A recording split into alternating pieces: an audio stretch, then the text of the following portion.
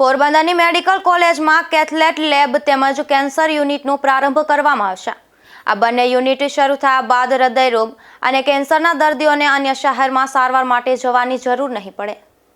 GMERS medical કોલેજનું નવું building Dharampur નજીક બની રહ્યું છે, ત્યારે નવા બિલ્ડિંગમાં હૃદય રોગના દર્દીઓ માટે કેથ લેબ શરૂ કરવામાં આવશે તેમજ કેન્સર યુનિટ પણ શરૂ કરવામાં આવશે। આ બંને સુવિધા માટે હાલ કોલેજના ખાસ સેટઅપ તૈયાર કરવાની કામગીરીનો પ્રારંભ કરવામાં આવ્યો છે, તેમજ આ બંને સુવિધા માટે જરૂરી તમામ મશીનરી તેમજ ડોક્ટર અને સ્ટાફની પણ ડિમાન્ડ કરી દેવામાં આવી છે। આ તમામ સુવિધા પોરબંદરની મેડિકલ કોલેજની હોસ્પિટલના નવા બિલ્ડિંગમાં ઉપલબ્ધ થઈ જશે। નમસ્કાર, હું doctor Gaurav Ambani, superintendent GMERS medical college Porbandar.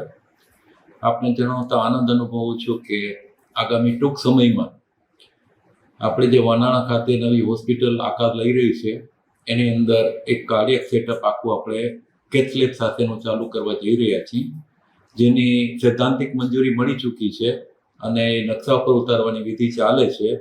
તો આવતા વર્ષે કદાચ આપણે જે પણ હાર્ટ એટેકના દર્દીઓ હશે એના માટે ખૂબ સારા સમાચાર રહેશે। એ લોકોએ એન્જિયોપ્લાસ્ટી કે એન્જિયોગ્રાફી કરવા માટે પોરબંદરની બહાર જવું નહીં પડે અને એ પણ નિઃશુલ્ક થઈ શકશે એવી વ્યવસ્થા કરવાનો પ્રયત્ન અમે કરીએ છીએ।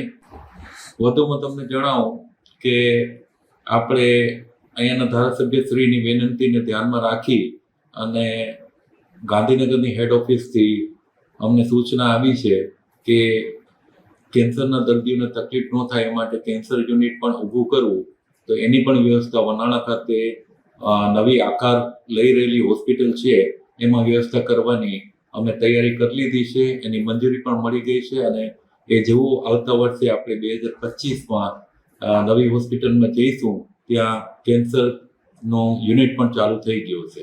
આભાર। આ બંને સુવિધા ઉપલબ્ધ થયા બાદ પોરબંદર આસપાસના હૃદય રોગ અને કેન્સરના દર્દીઓને અન્ય શહેરમાં જવાની ફરજ નહીં પડે। અશોક થાનકી, ગુજરાત ન્યૂઝ, પોરબંદર।